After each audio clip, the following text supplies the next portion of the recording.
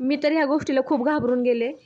कोणती ती गोष्ट थांबा तुम्हाला नक्कीच सांगते. पण सकाळचं वातावरण होतं आणि गुड मॉर्निंग सगळ्यांना. सकाळचं वातावरण होतं आणि सूर्य बघा कसला भारी चमकत होता. काही कोणीतरी सोन्याचा तुकडा धरलाय आणि तो चमचम चमचम करत होता आणि मस्तपैकी धुकं पण पडलं होतं.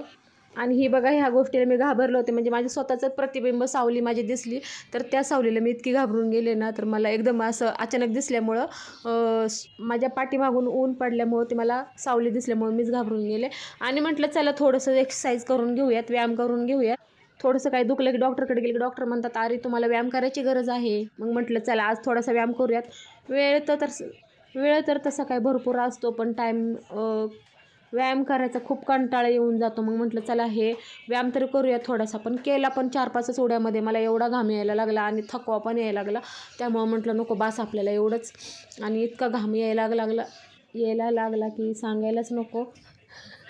थंडीमुळे बहुतेक माझं ना बोलणंच असं अडखळते. आणि हा शो आहे ना आमच्याकडे सकाळी झोपेतून उठल्यापासून ते संध्याकाळी झोपेपर्यंत चालूच असतो. आणि हा बघा माझ्याकडे मनी प्लॅन्ट कसला मस्तपैकी बहरलेला आहे. आणि इकडनं असं तुम्हाला व्ह्यूज दाखवत होते मी.